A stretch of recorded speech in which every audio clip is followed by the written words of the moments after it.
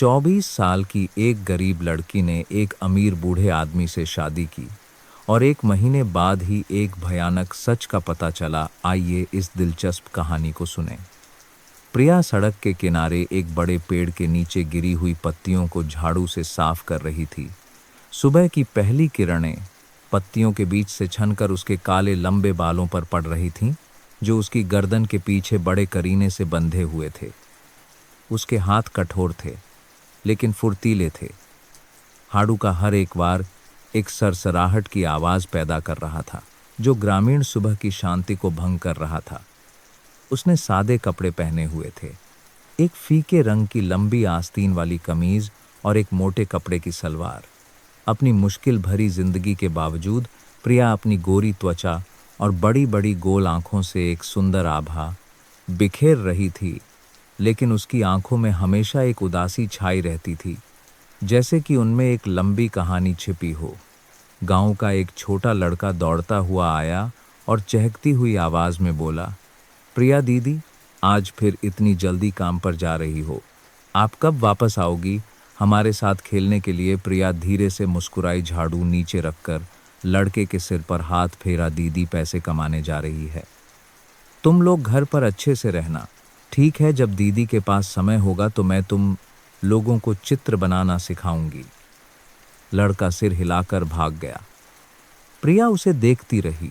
उसकी मुस्कान फीकी पड़ गई जब उसके दिमाग में फिर से उन बिलों के विचार आने लगे जिनका भुगतान अभी बाकी था। प्रिया का हर दिन सुबह जल्दी शुरू होता और देर रात खत्म होता था। एक छोटे से ढाबे में वेट्रेस की नौकरी से ज्यादा पैसे तो नहीं मिलते थे, लेकिन यही उसकी आय का मुख्य स्रोत था, जिससे वह अपना जीवन चला रही थी। ढाबा गांव के किनारे पर था, जिसमें पुरानी लकड़ी की मेजें और छत से लटके लालटेनों से आती धुंधली रोशनी थी। तले हुए भोजन की गंध हमेशा हवा में तैरती रहती और हर दिन काम के बाद प्रिया के कपड़ों में बस जाती थी। शाम को जब ग्राहक कम हो जाते तो प्रिया अक्सर ढाबे के एक कोने में अपनी ठुड्डी को हाथों पर टिकाए खाली सड़क की ओर देखती रहती। वह अपने माता पिता के बारे में सोचती, उनके साथ बिताए उन खुशियों भरे दिनों के बारे में, जब तक कि एक अप्रत्याशित दुर्घटना ने सब कुछ छीन नहीं लिया। जब भी वह यह सोचती, प्रिया की आंखें लाल हो जातीं, लेकिन उसने कभी आंसू नहीं बहने दिए। मुझे मजबूत बनना होगा, वह खुद से कहती, अपनी कमीज के किनारे को कसकर पकड़ लेती, नहीं तो मेरी देखभाल कौन करेगा। ऐसी ही एक शाम श्री विक्रम सिंह पहली बार दिखाई दिए। उन्होंने एक शांत आचरण के साथ ढाबे में प्रवेश किया। एक गहरे रंग का सूट पहने हुए, जो पूरी तरह से फिट था। उनके चमड़े के जूते चमक रहे थे। उनकी आंखें तेज थीं, लेकिन जब उन्होंने प्रिया को देखा तो वह नरम हो गईं, जिज्ञासा और रुचि से भर गईं। उन्होंने एक साधारण व्यंजन का ऑर्डर दिया और फिर उस युवा लड़की को ध्यान से देखने लगे, जो मेजों के बीच व्यस्त थी। जब प्रिया खाना लेकर आई तो उन्होंने धीरे से कहा, बेटी, तुम यहाँ कब से काम कर रही हो? प्रिया थोड़ी हैरान हुई, लेकिन फिर भी विनम्रता से जवाब दिया, जी, 1 साल से ज्यादा हो गया। श्री विक्रम ने सिर हिलाया। उनकी आंखें उसके चेहरे को परख रही थीं, जैसे कि वे उसके शांत बाहरी रूप के पीछे की आत्मा को पढ़ना चाहते हों। तुम बहुत मेहनत करती हो, इस उम्र में तो तुम्हें पढ़ना लिखना चाहिए और एक आरामदायक जीवन जीना चाहिए। इस बात ने प्रिया को चौंका दिया। उसे समझ नहीं आया कि क्या जवाब दे। बस सिर झुकाकर धीरे से कहा, जी, मुझे आदत हो गई है। हर किसी की अपनी किस्मत होती है। श्री विक्रम धीरे से मुस्कुराए, लेकिन उस मुस्कान में एक गहरा विचार था। किस्मत वह चीज नहीं है जिसे हम बदल नहीं सकते, बेटी। जब वे चले गए तो प्रिया ने देखा कि मेज पर खाने के बिल से कहीं ज्यादा बड़ा नोट रखा हुआ है। वह उन्हें वापस करने के लिए पीछे भागी, लेकिन श्री विक्रम तब तक अपनी कार में बैठकर जा चुके थे। उस दिन के बाद वह ढाबे के एक नियमित ग्राहक बन गए। हर बार वे एक ही जानी पहचानी मेज पर बैठते और प्रिया द्वारा परोसे जाने वाले भोजन का ऑर्डर देते। उनकी कहानी छोटी छोटी बातों से शुरू हुई और धीरे धीरे जीवन और उन आकांक्षाओं के बारे में लंबी बातचीत में बदल गई जो कभी अधूरी रह गई थीं। छोटे ढाबे में शाम बिताना श्री विक्रम के लिए एक आदत बन गई। वे हमेशा उस समय आते जब ग्राहक कम हो जाते, खिड़की के पास वाली मेज चुनते जहां से गांव की ओर जाने वाला कच्चा रास्ता दिखाई देता था। उनका शांत सुरुचिपूर्ण आचरण हमेशा ध्यान आकर्षित करता था, लेकिन उन्होंने कभी इस पर ध्यान नहीं दिया। हर बार जब प्रिया खाना लाती तो वे उसे एक सौम्य मुस्कान देते और एक चिंताजनक सवाल पूछते, आज काम करके थकी तो नहीं बेटी? शुरुआत में प्रिया केवल औपचारिक रूप से जवाब देती, लेकिन धीरे धीरे उसे उनकी आंखों और आवाज़ में ईमानदारी महसूस होने लगी। श्री विक्रम ने उसे अपने जीवन की कहानियां सुनाई, एक गरीब लड़के की कहानी जो एक गांव में पला बढ़ा, जिसने अपना साम्राज्य बनाने के लिए हर तरह के काम किए। मैं भी तुम्हारी तरह था, उन्होंने कहा। उनकी आंखें दूर सड़क पर टिकी थीं। जगह जगह मजदूरी करता था, बस फर्क इतना था कि उस समय मेरे पास साझा करने के लिए कोई नहीं था। प्रिया चुपचाप सुनती रही। उसे उनकी बातों में न केवल गर्व बल्कि एक ऐसा अकेलापन भी महसूस हुआ जिसे छिपाया नहीं जा सकता था। एक शाम ढाबे में ग्राहकों के चले जाने के बाद भी श्री विक्रम नहीं गए। प्रिया मेज साफ करने के लिए आगे बढ़ी तो उन्होंने उसे रोक लिया। बेटी, क्या तुम एक पल के लिए यहाँ बैठ सकती हो? मुझे कुछ कहना है। प्रिया थोड़ी असहज हुई, लेकिन उनकी सच्ची आंखों ने उसे मना करने से रोक दिया। वह उनके सामने बैठ गई, अपने हाथ मेज पर बड़े करीने से रखे, उनकी ओर झिझकती हुई नजरों से देख रही थी। श्री विक्रम ने एक गहरी सांस ली, अपने हाथों को सामने रखकर, जैसे कि सही शब्द खोजने की कोशिश कर रहे हों। बेटी, मैं जानता हूं कि तुम्हारी जिंदगी आसान नहीं रही है। मैंने तुम में एक दृढ़ता देखी है और इसने मुझे बहुत प्रभावित किया है, लेकिन मैंने यह भी देखा है कि तुम्हें एक कंधे की, एक सहारे की जरूरत है ताकि जिंदगी इतनी कठोर न रह जाए। प्रिया चुप रही। उसके दिल में एक अजीब सा एहसास उठा। उसे समझ नहीं आ रहा था कि श्री विक्रम क्या कहना चाहते हैं, लेकिन उनके हर शब्द से उसे सांत्वना और आशंका दोनों महसूस हो रही थी। श्री विक्रम ने धीमी लेकिन गंभीर आवाज में कहना जारी रखा, मैं जानता हूं कि जो मैं कहने वाला हूं उससे तुम हैरान हो सकती हो, लेकिन मैं दिल से चाहता हूं कि तुम इस पर विचार करो। मैं चाहता हूं कि तुम मेरी पत्नी बनो। यह शब्द प्रिया के कानों में बिजली की तरह गूंजे। वह स्तब्ध रह गई, उसकी आंखें आश्चर्य से चौड़ी हो गईं। आप क्या कह रहे हैं? आपकी पत्नी? लेकिन हमारी प्राक्तन बेजार उम्र, हमारी हैसियत। उसकी आवाज़ लड़खड़ा गई। उसे विश्वास नहीं हो रहा था कि उसने क्या सुना है। श्री विक्रम मुस्कुराए, उनकी आंखें उससे नहीं हटीं। मैं जानता हूं कि यह तुम्हारे लिए आसान नहीं है। मैं तुमसे बहुत बड़ा हूं और तुम्हारे मन में निश्चित रूप से चिंताएं होंगी, लेकिन मैं नहीं चाहता कि तुम यह सोचो कि यह प्रस्ताव सिर्फ इसलिए है क्योंकि मैं अकेला हूं। मैंने तुम में एक सुंदर आत्मा देखी है, एक ऐसा व्यक्ति जिस पर मैं विश्वास कर सकता हूं, जिसके साथ मैं एक सच्चा परिवार बना सकता हूं। प्रिया ने सिर झुका लिया। उसका मन विचारों से भरा हुआ था। श्री विक्रम, मैं आपकी बातों की बहुत सराहना करती हूं, लेकिन मुझे नहीं पता कि क्या जवाब दूं। मुझे सोचने के लिए समय चाहिए। श्री विक्रम ने सिर हिलाया, उनकी आंखें नरम हो गईं। मैं समझता हूं, मैं तुम पर कोई दबाव नहीं डालना चाहता। अच्छी तरह सोच लो। अगर तुम्हें किसी चीज़ की ज़रूरत हो तो बस मुझसे कहना। मैं बस इतना चाहता हूं कि तुम जान लो कि आज मैंने जो कहा है वह दिल से कहा है। प्रिया उस रात भारी मन से ढाबे से निकली। श्री विक्रम के शब्द उसके दिमाग में गूंजते रहे। वह घर जाने वाले रास्ते पर खड़ी होकर आकाश में धुंधले चांद को देख रही थी। अगर मैं मान बारे डेले से गुकर जाती हूँ तो मेरी जिंदगी पूरी तरह बदल जाएगी। लेकिन क्या मैं सच में खुश रहूंगी? क्या मैं उन पर भरोसा कर सकती हूँ? ये सवाल उसके दिमाग में घूमते रहे। उसे एक पल की भी शांति नहीं मिली। उस रात प्रिया अपने छोटे से बिस्तर पर लेटी रही, आंखें छत को घूरती रहीं। उसे अपने मुश्किल दिन याद आए, एक सुखी परिवार का सपना याद आया। लेकिन वह श्री विक्रम के साथ जीवन क्या ला सकता है, इसके बारे में सोचना भी बंद नहीं कर सकी। उनकी आंखें, उनकी आवाज़ और वे सभी रहस्य जो उसे महसूस हुए थे, सब कुछ एक उलझन की तरह उसके दिमाग पर भारी पड़ रहे थे। कई रातों तक बेचैन रहने के बाद प्रिया ने अपने दिल की बात साफ करने के लिए श्री विक्रम से फिर मिलने का फैसला किया। उसका दिल गरीबी से बाहर निकलने की इच्छा और उन चीज़ों के डर के बीच फटा जा रहा था जिन्हें वह पूरी तरह से नहीं समझती थी। उस सुबह वह सामान्य से पहले ढाबे पर पहुंची, उसका मन भारी था।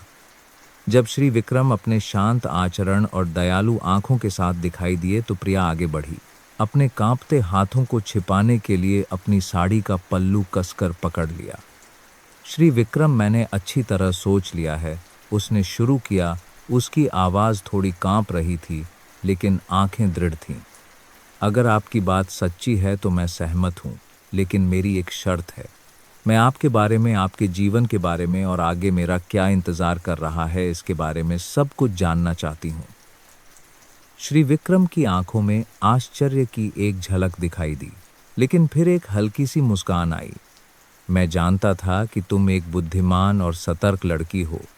तुम जो कुछ भी जानना चाहती हो मैं तुम्हें सब कुछ बताऊंगा। लेकिन याद रखना, हर बात को स्वीकार करना आसान नहीं होता, और अगर तुमने सहमति दे दी है तो मैं कोशिश करूंगा कि तुम्हें कभी पछताना न पड़े। शादी का समारोह सादा और शांत था। ज़्यादा मेहमान नहीं थे, बस श्री विक्रम के कुछ करीबी रिश्तेदारों और प्रिया के कुछ दोस्तों के साथ एक छोटी सी रस्म थी। समारोह के बाद जब प्रिया हवेली में दाखिल हुई तो उसे पूरे माहौल में एक ठंडक महसूस हुई। घर शहर के बाहरी इलाके में था, घनी आबादी वाले इलाके से दूर। यह एक भव्य हवेली थी जिसमें ऊंची सफ़ेद दीवारें, बड़ी खिड़कियां और एक विशाल बगीचा था। लेकिन अंदर का माहौल बिल्कुल अलग था। दीवारों पर पुरानी पेंटिंग्स लटकी हुई थीं और क्रिस्टल झाड़ फानूसों से आती रोशनी लंबे गलियारों में संगमरमर के फर्श पर धुंधली परछाइयां बना रही थी। प्रिया का हर कदम उस खामोशी में गूंज रहा था जो डरावनी थी। उसे ऐसा लगा जैसे वह एक दूसरी दुनिया में आ गई है, एक ऐसी जगह जो सुंदर और रहस्यमयी दोनों थी। श्री विक्रम उसे एक एक कमरे से घुमाते हुए ले गए, लेकिन एक बड़े बंद दरवाजे के सामने रुक गए। यह मेरा दफ्तर है, यहाँ किसी को भी आने की इजाज़त नहीं है, तुम्हें भी नहीं। मुझे पूरी निजता की ज़रूरत है। उनकी आवाज़ गहरी और पहले से कहीं ज़्यादा गंभीर हो गई। प्रिया बस सिर हिला सकी, हालांकि उसके मन में कई सवाल उठ रहे थे। इतना गंभीर क्यों? वह क्या छिपा रहे हैं? हवेली में जीवन कठोर नियमों के साथ शुरू हुआ। प्रिया को श्री विक्रम की अनुमति के बिना घर से बाहर जाने की इजाज़त नहीं थी, और हर रात वे उससे अपने कमरे में रहने के लिए कहते थे। इधर उधर घूमने की मनाही थी। हालांकि श्री विक्रम हमेशा स्नेही और देखभाल करने वाले लगते थे, लेकिन इस नियंत्रण ने प्रिया को घुटन महसूस कराई। एक शाम जब वह लिविंग रूम की सफाई कर रही थी, उसने ऊपर से तेज कदमों की आवाज़ सुनी और फिर एक दरवाज़ा जोर से बंद हो गया। प्रिया ने ऊपर देखा और श्री विक्रम की परछाई को गलियारे से गुजरते हुए अपने दफ्तर में जाते देखा। जिज्ञासा ने उसे यह जानने के लिए उकसाया कि क्या हो रहा है, लेकिन शादी के दिन सुबह उनकी गंभीर आंखें उसके दिमाग में फिर से कौंध गईं, जिससे वह झिझक गई। हवेली में रहते हुए प्रिया ने महसूस किया कि घर के नौकरों में कुछ अजीब बात थी। वे शायद ही कभी बात करते थे, और जब भी वे उससे मिलते तो हमेशा एक सतर्क रवैया अपनाते थे। एक बार उसने बड़ी उम्र की हाउसकीपर से बात करने की कोशिश की। आंटी जी, यह घर थोड़ा उदास लगता है। पहले श्री विक्रम यहाँ किसके साथ रहते थे? हाउसकीपर चौंक गई। उसकी आंखों में चिंता साफ झलक रही थी। बहूजी साहब बहुत अच्छे इंसान हैं, लेकिन उन्हें अतीत के बारे में बात करना पसंद नहीं है। अगर आप यहाँ शांति से रहना चाहती हैं तो बेहतर होगा कि ज़्यादा सवाल न पूछें। वह सिर झुकाकर जल्दी से चली गई, प्रिया को वहीं खड़ा छोड़ गई। जो जिज्ञासु और बेचैन दोनों महसूस कर रही थी। उस रात प्रिया सो नहीं सकी।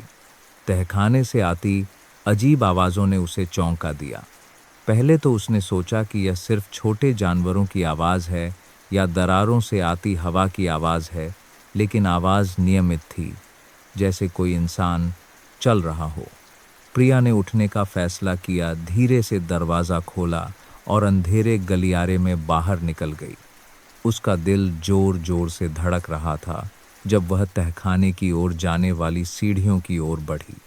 घना अंधेरा और सीलन की गंध ने उसे झिझकाया, लेकिन जिज्ञासा ने डर पर काबू पा लिया। वह एक एक सीढ़ी नीचे उतरी।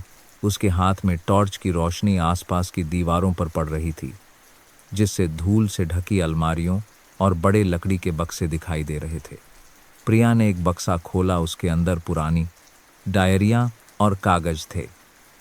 उसने एक डायरी उठाई, पीले पड़ चुके पन्नों को पलटा और फिर उसके हाथ कांपने लगे जब उसने पहली पंक्तियां पढ़ीं। तारीख, मुझे नहीं पता कि मैं और कितना सहन कर सकती हूँ। यह घर मेरी जेल है और वह मेरा जेलर है। प्रिया ने सिर उठाया। उसकी आंखें दहशत से चौड़ी हो गईं। यह किसने लिखा है और जिस व्यक्ति का उल्लेख किया जा रहा है, क्या वह श्री विक्रम है? प्रिया तहखाने के उदास अंधेरे में चुपचाप खड़ी रही। डायरी के शब्दों ने उसके हाथों को कंपा दिया। उसकी आंखें हर पंक्ति पर टिकी थीं, जैसे उसे पढ़ी हुई बातों पर विश्वास न हो रहा हो। शब्द दर्द और निराशा से सने हुए लग रहे थे। तारीख, वह वैसा नहीं है जैसा मैंने सोचा था। शुरू में मैं उसकी विनम्रता और अमीरी से मोहित हो गई थी, लेकिन शादी के बाद मुझे एहसास हुआ कि मैं उसके हाथों की कठपुतली मात्र हूँ, जिसे नियंत्रित किया जाता है और इस घर को छोड़ने की इजाज़त नहीं है। प्रिया की सांसें तेज हो गईं। यह लिखने वाली निश्चित रूप से उनकी पूर्व पत्नी है। वह फुसफुसाई, उसकी आवाज़ कांप रही थी। उसने जल्दी से अगले पन्ने पलटे। उसके हाथ में टॉर्च की रोशनी कांप रही थी, जिससे उसकी परछाई पुरानी दीवारों पर नाच रही थी। तारीख, मैं भागना चाहती हूँ, लेकिन वह सब कुछ जानता है। उसने धमकी दी है कि अगर मैंने जाने की हिम्मत की तो वह मेरे प्रियजनों को बर्बाद कर देगा। मुझे लगता है जैसे मैं इस घर में धीरे धीरे मर रही हूँ। प्रिया ने डायरी गिरा दी। यह एक सूखी आवाज़ के साथ जमीन पर गिरी, लेकिन उसके पास उसे उठाने का दिमाग नहीं था। उसका दिल जैसे रुक गया था। उसके दिमाग में सभी टुकड़े जुड़ने लगे। उनकी पूर्व पत्नी मर चुकी है, लेकिन क्यों? क्या उसकी मौत सच में एक दुर्घटना थी? उसने सिर उठाया, तहखाने के चारों ओर अपनी आंखें घुमाईं। उसके पैर अनजाने में उसे एक अंधेरे कोने की ओर ले गए, जहां एक बड़ा लोहे का संदूक बंद था। प्रिया घुटनों के बल बैठ गई। उसके हाथ ठंडे ताले को छू रहे थे। उसने उसे खोलने की कोशिश की, लेकिन कोई रास्ता नहीं था। निराशा में उसने डायरी की डोरी से बंधी एक छोटी सी चाबी देखी। उसने जल्दी से डायरी उठाई, चाबी निकाली और उसे ताले में डाल दिया। क्लिक की आवाज़ हुई और संदूक खुल गया, जिसमें पुराने दस्तावेज, तस्वीरें और कुछ व्यक्तिगत सामान थे। प्रिया एक एक करके चीज़ों को देखती रही जब तक कि वह एक तस्वीर पर नहीं रुकी। तस्वीर में एक सुंदर महिला थी, जिसकी आंखें उदास थीं। वह श्री विक्रम के बगल में खड़ी थी। उसके चेहरे पर तनाव साफ झलक रहा था, जबकि श्री विक्रम मुस्कुरा रहे थे, लेकिन वह मुस्कान गर्मजोशी का एहसास नहीं दे रही थी, बल्कि नियंत्रण से भरी थी। तस्वीर के नीचे विरासत की संपत्ति के बारे में जानकारी वाला एक दस्तावेज था। प्रिया का दिल तब उछल गया जब उसने एक पैराग्राफ में अपना नाम देखा। कानूनी उत्तराधिकारी प्रिया, श्री विक्रम सिंह की आधिकारिक पत्नी श्रीमती आशा देवी की सगी पोती। उसने एक हाँफती हुई सांस ली, अपने सीने को कसकर पकड़ लिया, जैसे अपने धड़कते दिल को नियंत्रित करने की कोशिश कर रही हो। क्यों? मेरा नाम यहाँ क्यों है? मैं उनकी पोती हूँ, लेकिन यह कैसे हो सकता है? उसके दिमाग में सवालों की एक श्रृंखला दौड़ गई, जो उसे बचपन की धुंधली यादों में वापस ले गई। परिवार की पुरानी तस्वीरें, अब एक लापता टुकड़े की तरह लग रही थीं और वह टुकड़ा धीरे धीरे सामने आ रहा था। वह तब चौंक गई जब उसने तहखाने के ऊपर से कदमों की आवाज सुनी। ऊपर से सीढ़ियों की दरार से रोशनी आई, साथ ही श्री विक्रम की ठंडी आवाज भी। प्रिया, तुम वहां नीचे क्या कर रही हो? प्रिया ने मुड़कर देखा। उसकी आंखें डर से भरी हुई थीं। जब उसने श्री विक्रम की परछाई को दरवाजे के फ्रेम में देखा, वह वहां खड़ा था। उसका चेहरा अब सामान्य रूप से सौम्य नहीं था, बल्कि एक डरावनी ठंडक से भरा था। तुम्हें यहां नीचे नहीं आना चाहिए था, उसने शांत लेकिन धमकी भरी आवाज में कहा। आपने मुझसे कितनी बातें छिपाई हैं? मेरा नाम इन दस्तावेजों में क्यों है? वह आपकी पूर्व पत्नी। प्रिया हकला रही थी। हर सवाल एक धार की तरह निकल रहा था, लेकिन वह उन्हें खत्म नहीं कर पा रही थी। श्री विक्रम धीरे धीरे सीढ़ियों से नीचे उतरे। उनकी तेज आंखें सीधे उसकी आंखों में देख रही थीं। तुम्हें उन बातों को जानने की जरूरत नहीं है। जो अतीत का है उसे वहीं रहने दो। मैंने तुमसे कहा था कि यह वह जगह है जहां तुम्हें कदम नहीं रखना चाहिए। प्रिया पीछे हटी। उसने तस्वीर और डायरी को कसकर पकड़ लिया। लेकिन यह सिर्फ अतीत नहीं है, यह मुझसे भी जुड़ा है। आपने सच छिपाया है और मुझे सब कुछ जानने की जरूरत है। श्री विक्रम रुक गए। उन्होंने एक गहरी सांस ली। मैंने तुम्हें एक अच्छा जीवन जीने का मौका दिया, ताकि तुम्हें पहले की तरह गरीबी का सामना न करना पड़े। तुम्हें आभारी होना चाहिए, न कि उन चीज़ों में खोदना चाहिए जो नहीं करनी चाहिए। लेकिन अगर तुम जिद करती हो तो मुझे दोष मत देना। ये शब्द एक धमकी की तरह थे और प्रिया समझ गई कि वह अब श्री विक्रम पर भरोसा नहीं कर सकती। मैं आपको सच को छिपाना जारी नहीं रखने दूंगी। यह सामने आना चाहिए, वह चिल्लाई। फिर अचानक सीढ़ियों की ओर भागी, अपने हाथों में महत्वपूर्ण दस्तावेजों को कसकर पकड़े हुए। श्री विक्रम चिल्लाए, रुको प्रिया, मुझे वह करने के लिए मजबूर मत करो जो मैं नहीं करना चाहता। प्रिया सीढ़ियों की ओर भागी। उसके हर कदम तहखाने के ठंडे माहौल में गूंज रहे थे। उसने डायरी और दस्तावेजों को कसकर पकड़ रखा था, जैसे कि वे श्री विक्रम के भयानक नियंत्रण से बचने की सारी उम्मीद हो। लेकिन श्री विक्रम तेजी से उसके पीछे भागे। उनके भारी कदमों की आवाज से हवा में घुटन महसूस हो रही थी। रुको प्रिया, श्री विक्रम की आवाज गूंजी, अब शांत नहीं बल्कि धमकी से भरी हुई थी। मैंने तुम्हें चेतावनी दी थी। अगर तुम नहीं सुनोगी तो परिणाम सिर्फ तुम्हें ही नहीं भुगतना पड़ेगा। प्रिया ने मुड़कर देखा। उसकी आंखें डर से भरी थीं, लेकिन दृढ़ संकल्प से भी। आप मुझे क्यों धमका रहे हैं? अगर आप सच में निर्दोष हैं तो सच के सामने आने से क्यों डरते हैं? श्री विक्रम एक पल के लिए रुक गए, लेकिन जल्दी ही अपना आक्रामक रूप वापस पा लिया। तुम कुछ नहीं समझती। मैंने जो कुछ भी किया वह अच्छे कारणों से किया। तुम पूरी कहानी नहीं जानती, इसलिए फैसला सुनाने की कोशिश मत करो। यह बात प्रिया पर ठंडे पानी की बौछार की तरह पड़ी, लेकिन उसने खुद को हारने नहीं दिया। वह सीढ़ियों की आखिरी कुछ सीढ़ियों पर चढ़ती रही, लेकिन तभी श्री विक्रम के कठोर हाथ ने उसकी बांह पकड़ ली। एक जोरदार खिंचाव ने दोनों को लड़खड़ा दिया और उसके हाथ में मौजूद दस्तावेज सीढ़ियों पर बिखर गए। इधर दो। श्री विक्रम गरजे। उनकी आंखों में आग थी। उनका चेहरा अब पहले जैसा सौम्य नहीं था, बल्कि एक ऐसे जानवर की तरह क्रूर हो गया था जिसे कोने में धकेल दिया गया हो। प्रिया ने अपना हाथ छुड़ाया। उसकी आंखें आंसुओं से भरी थीं, लेकिन उनमें एक दृढ़ संकल्प चमक रहा था। नहीं, मैं आपको सच छिपाना जारी नहीं रखने दूंगी। आपने दूसरों से बहुत कुछ छीना है और मैं आपको ऐसा करना जारी नहीं रखने दूंगी। दोनों के बीच एक भयंकर हाथापाई हुई। दस्तावेज का बंडल फट गया। कागज फर्श पर बिखर गए। एक कागज श्री विक्रम के सामने गिरा और उस पर लिखी सामग्री देखकर उनकी आंखों में दहशत दौड़ गई। प्रिया को कानूनी उत्तराधिकारी के रूप में पुष्टि करने वाली पंक्ति। नहीं, तुम यह नहीं जान सकती। श्री विक्रम चिल्लाए। उनकी आवाज कांप रही थी और डर से भरी थी। वह बाकी कागजों को पकड़ने के लिए आगे बढ़े, लेकिन प्रिया ने फुर्ती से डायरी उठा ली और उसे कसकर अपने सीने से लगा लिया। मुझे सब पता चल गया, प्रिया चिल्लाई, आंसू उसके गालों पर बह रहे थे। मुझे पता है कि वह कौन थीं, मुझे पता है कि उन्होंने क्या सहा। आपने उनकी जिंदगी बर्बाद कर दी और अब आप मेरे साथ भी वही करने का इरादा रखते हैं। श्री विक्रम एक कदम पीछे हटे, उनका चेहरा गुस्से से उलझनने में बदल गया। उनकी आंखों में थोड़ी नरमी आई, लेकिन जिद अभी भी हावी थी। प्रिया, मैं तुम्हें नुकसान पहुंचाने का इरादा नहीं रखता था। मैं बस उसे बचाना चाहता था जो मैंने बनाया है। तुम नहीं समझती, मैंने सब कुछ परिवार के लिए किया, तुम्हारे भविष्य के लिए, मेरे भविष्य के लिए। प्रिया की आवाज़ घेण गाँव गले में अटक गई। क्या आपने उनके भविष्य के बारे में सोचा?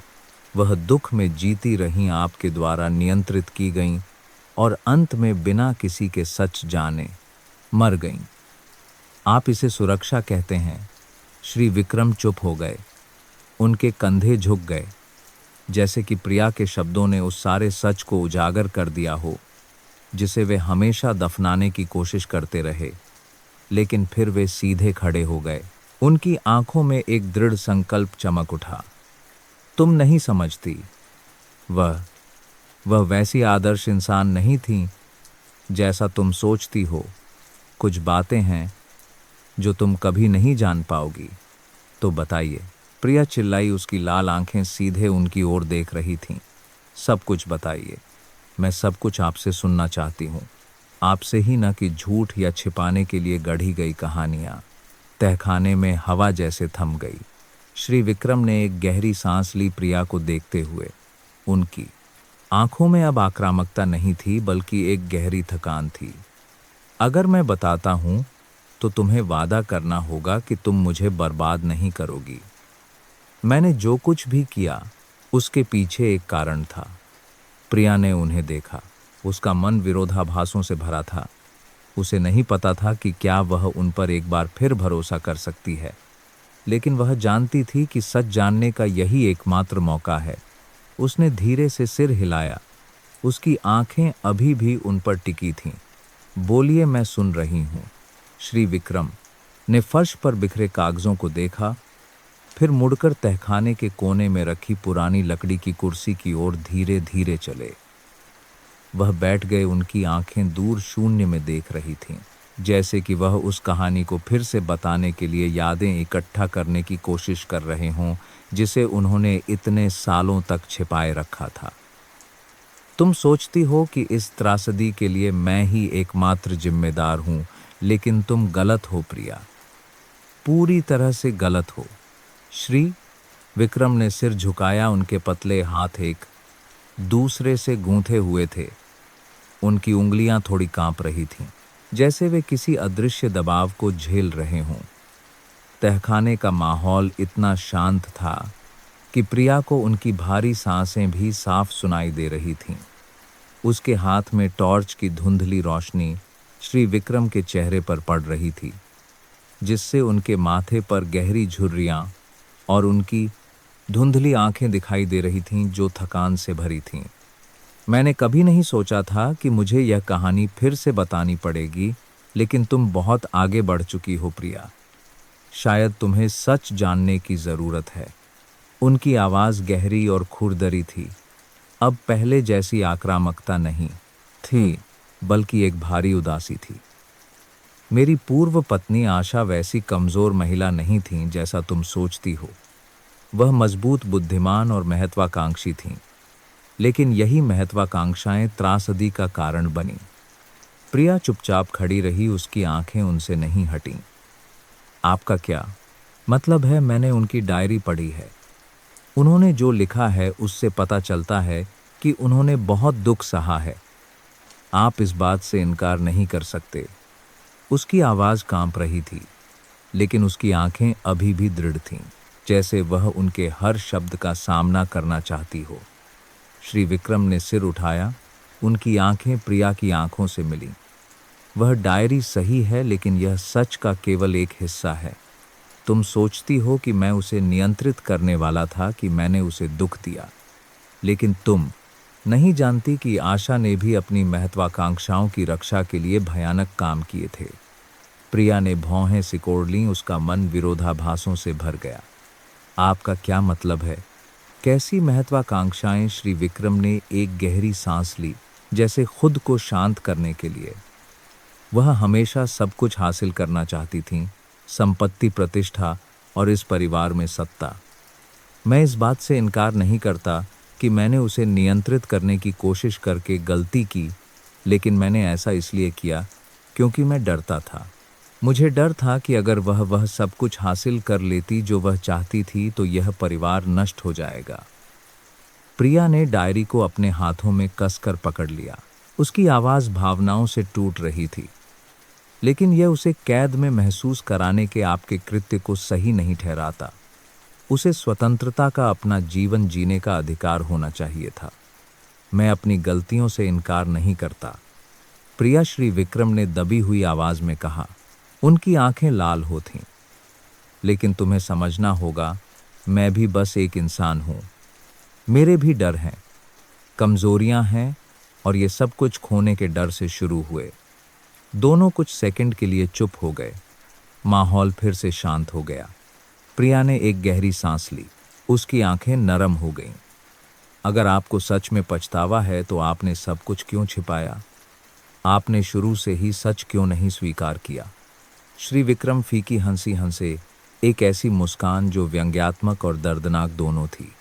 क्योंकि मैं डरता था प्रिया, मुझे डर था कि सच न केवल मुझे बल्कि तुम्हें भी बर्बाद कर देगा। तुम उसकी एकमात्र बची हुई पोती हो। मैं नहीं चाहता था कि तुम इस दलदल में घसीटी जाओ, लेकिन शायद मैं गलत था। प्रिया चुप रही। श्री विक्रम के शब्दों ने उसे ऐसा महसूस कराया जैसे उसका दिल दो टुकड़ों में बांट गया हो। एक तरफ उसे उनके नियंत्रण से उन्होंने आशा के साथ जो किया उससे और उन रहस्यों से नफरत थी जो उन्होंने छिपाए थे, लेकिन दूसरी तरफ उसने उनकी आंखों में एक गहरा पछतावा देखा। एक बूढ़ा आदमी जो अपने बचे हुए आत्म सम्मान से चिपके रहने की कोशिश कर रहा था। आपको पछतावा हो सकता है, उसने गहरी लेकिन दृढ़ आवाज में कहा, लेकिन यह इस तथ्य को नहीं बदलता कि आप गलत थे। आपने उनकी जिंदगी बर्बाद कर दी और अब मैं चुप नहीं रह सकती। मैं इस सच को सामने लाऊंगी ताकि उन्हें शांति मिल सके। श्री विक्रम ने धीरे से अपनी आंखें बंद कर लीं, जैसे कि उसके शब्दों ने उन्हें हरा दिया हो। तुम्हें जो करना है करो प्रिया, मैं अब तुम्हें नहीं रोकूंगा। शायद यह धोखेबाज हुआ है, मेरे किए की कीमत चुकाने का समय है। प्रिया ने बिना किसी हिचकिचाहट के डायरी और दस्तावेज उठाए और तहखाने से बाहर निकल गई। सुबह के सूरज की धुंधली रोशनी में उसने पुलिस को फोन किया। उसकी आवाज़ दृढ़ संकल्प से भरी थी। मेरे पास संपत्ति से संबंधित एक मामले का सबूत है और शायद एक संदिग्ध मौत का भी। मुझे सुरक्षा और जांच में सहायता की आवश्यकता है। इस बीच श्री विक्रम तहखाने में अकेले बैठे रहे। उनके कंधे झुके हुए थे। उनकी आंखें दूर शून्य में देख रही थीं। वे रोए नहीं, लेकिन उनकी आंखों में एक टूटन साफ झलक रही थी, जैसे एक व्यक्ति जिसने सब कुछ खो दिया हो। वह सही थी, वह फुसफुसाए। उनकी आवाज़ खाली जगह में गूंज रही थी, मैं सच में किसी के लायक नहीं हूँ। प्रिया लिविंग रूम में बैठी, डायरी और दस्तावेजों को कसकर पकड़े हुए, जैसे कि यह उसे सभी अनिश्चितताओं से बचाने वाली ढाल हो। उसकी आंखें दीवार पर लगी घड़ी से नहीं हट रही थीं। हर सेकंड धीरे धीरे बीत रहा था, जैसे यातना हो। बाहर सुबह की धूप बड़ी खिड़कियों से छनकर आ रही थी। संगमरमर के फर्श पर धुंधली रोशनी की धारियां बना रही थी। हवेली का माहौल पहले से कहीं ज्यादा भारी हो गया था। मुख्य दरवाज़ा खुला और दो पुलिस अधिकारी अंदर आए। वे वर्दी में थे। उनका आचरण गंभीर था। एक लंबा अधिकारी प्रिया की ओर बढ़ा। क्या आप वही हैं जिन्होंने फ़ोन किया था? प्रिया उठी, सिर हिलाया। उसकी आवाज़ कांप रही थी, लेकिन दृढ़ संकल्प से भरी थी। हाँ, मेरे पास इस घर में जो कुछ हुआ है उसका सबूत है। यह श्री विक्रम की पूर्व पत्नी की मौत और उस संपत्ति से संबंधित है जिसे उन्होंने छिपाया है।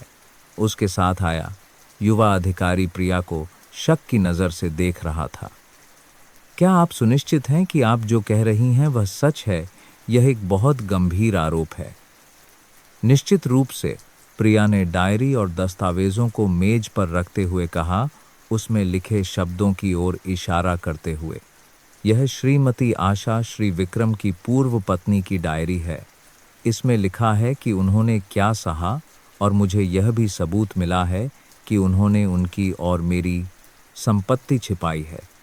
बड़े अधिकारी ने भौहें सिकोड़ लीं, उनकी आंखों में आश्चर्य था। प्रिया ने एक गहरी सांस ली, शांत रहने की कोशिश करते हुए। हाँ, मैं उनकी सगी पोती हूँ। ये दस्तावेज यह साबित करते हैं। उसने एक दस्तावेज खोला, एक पुराने जन्म प्रमाण पत्र की ओर इशारा किया, जिस पर पारिवारिक संबंध स्पष्ट रूप से लिखे हुए थे। वह मेरी माँ की बड़ी बहन थी। मुझे यह सच तब तक नहीं पता था जब तक मुझे ये चीज़ें नहीं मिली। इस बीच श्री विक्रम अपने दफ्तर में बैठे थे। उनकी आंखें खिड़की से बाहर देख रही थीं। जब पुलिस अधिकारी अंदर आए तो उन्होंने कोई आश्चर्य नहीं दिखाया। इसके बजाय उन्होंने बस एक गहरी सांस ली, जैसे कि वे इस पल के लिए तैयार थे। मुझे पता था कि यह दिन आएगा, उन्होंने गहरी आवाज में कहा। बड़ा पुलिस अधिकारी उनके सामने बैठ गया। उसकी आंखें तेज थीं। श्री विक्रम, हमें मिस प्रिया से संपत्ति छिपाने और श्रीमती आशा की मौत से संबंधित आपके व्यवहार के बारे में सबूत मिले हैं। आप कुछ कहना चाहेंगे श्री विक्रम? फीकी हंसी हंसे उनकी आंखें थकान से भरी थीं। उसने सब कुछ ढूंढ लिया है ना? खैर, अगर आप सच जानना चाहते हैं तो मैं बताऊंगा। वह अपनी कुर्सी पर पीछे झुक गए। उनकी आंखें दूर देख रही थीं, जैसे यादों को खंगाल रहे हों।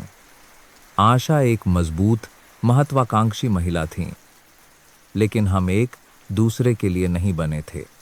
वह शादी सिर्फ एक दिखावा थी। वह हमेशा उससे ज्यादा चाहती थीं जो मैं दे सकता था, और मैंने उसे अपने पास रखने के लिए सब कुछ नियंत्रित करने की कोशिश की, लेकिन उसी नियंत्रण ने उसे धीरे धीरे मार डाला। पुलिस अधिकारी ने नोट्स लिए। उसकी आंखें उन पर टिकी थीं। आपका क्या मतलब है? क्या उनकी मौत एक दुर्घटना नहीं थी? श्री विक्रम ने अपनी आंखें बंद कर लीं। उनके चेहरे पर दर्द साफ झलक रहा था। नहीं, यह एक दुर्घटना नहीं थी, लेकिन मैंने उसे नहीं मारा। उसने सब कुछ खत्म करने का रास्ता खुद चुना। उसने कहा कि अगर वह मुझसे दूर नहीं हो सकती तो वह कभी आज़ाद नहीं हो पाएगी। उनकी आवाज़ टूट गई। उनके हाथ कांप रहे थे। मैंने उसे नहीं रोका। मैंने उसे बहुत लंबे समय तक सहने दिया। उनके कबूलनामे ने कमरे में सन्नाटा ला दिया। बड़े पुलिस अधिकारी ने धीरे से सांस ली।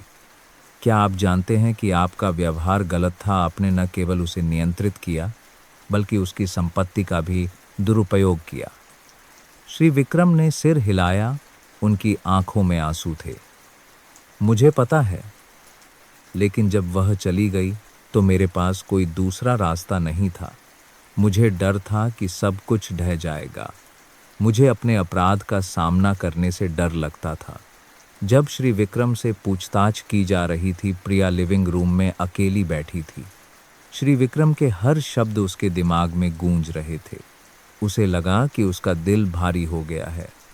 वह पूरी तरह से शैतान नहीं है, लेकिन वह एक अच्छा इंसान भी नहीं है। उसने चुपचाप सोचा। उसे वे समय याद आए जब श्री विक्रम ने उसकी देखभाल की थी, जो कहानियां उन्होंने सुनाई थीं और जो कोमल निगाहें उन्होंने उसे दी थीं। लेकिन अब सब कुछ झूठ के रंग में रंगा हुआ था। जब पुलिस श्री विक्रम को घर से बाहर ले गई तो उन्होंने आखिरी बार प्रिया को देखा। प्रिया, उन्होंने कांपती हुई आवाज में कहा, वही करो जो तुम्हें सही लगे। मैं बस उम्मीद करता हूं कि तुम मेरी तरह नहीं जियोगी। प्रिया ने कोई जवाब नहीं दिया। उसने उन्हें हवेली से बाहर निकलते देखा।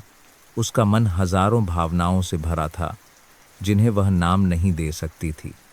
इस घटना के बाद प्रिया को आधिकारिक तौर पर श्रीमती आशा की संपत्ति की कानूनी उत्तराधिकारी के रूप में मान्यता दी गई, लेकिन उसने इसे अपने लिए नहीं रखा। उसने पूरी संपत्ति एक महिला और अनाथ बच्चों के लिए सहायता केंद्र बनाने के लिए दान करने का फैसला किया, एक ऐसी जगह जिसके बारे में उसका मानना था कि अगर आशा जीवित होती तो वे भी यही चाहती। जब केंद्र पूरा हो गया, प्रिया इमारत के सामने खड़ी होकर प्रवेश द्वार पर सम्मानपूर्वक लटकी श्रीमती आशा की तस्वीर को देख रही थी। दादी जी, मुझे उम्मीद है कि यह उन गलतियों का प्रायश्चित होगा जो उन्होंने और मैंने देखी हैं। वह फुसफुसाई, उसकी आंखें आंसुओं से भरी थीं। लेकिन अपने दिल की गहराई में प्रिया जानती थी कि यह कहानी अभी पूरी तरह से खत्म नहीं हुई है।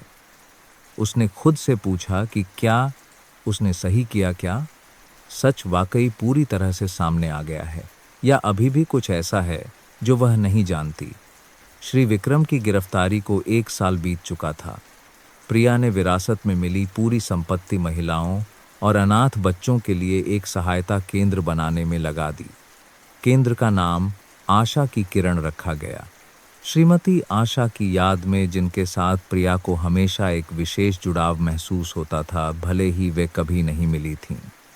केंद्र जल्दी ही कई महिलाओं के लिए एक आश्रय स्थल बन गया जिन्होंने दुर्व्यवहार सहा था, उन बच्चों के लिए जिन्होंने अपना घर खो दिया था, और उन लोगों के लिए भी जो अपना रास्ता भटक गए थे और खुद को फिर से खोजने की कोशिश कर रहे थे।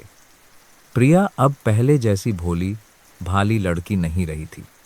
जीवन ने उसे दृढ़ता और ताकत सिखाई थी, लेकिन इसने उसे कई दर्द और आंतरिक संघर्षों का सामना करने के लिए भी मजबूर किया था। हर दिन वह केंद्र में लोगों के लिए खुद भोजन तैयार करती, हर कोने की जांच करती, ताकि यह सुनिश्चित हो सके कि सब कुछ ठीक से चल रहा है। लेकिन अपने दिल की गहराई में प्रिया जानती थी कि अतीत का एक हिस्सा अभी भी उस पर भारी पड़कर रहा था, जो वास्तव में हल नहीं हुआ था। एक दोपहर जब प्रिया केंद्र के पुराने दस्तावेजों की सफाई कर रही थी, एक अजनबी आदमी गेट पर दिखाई दिया।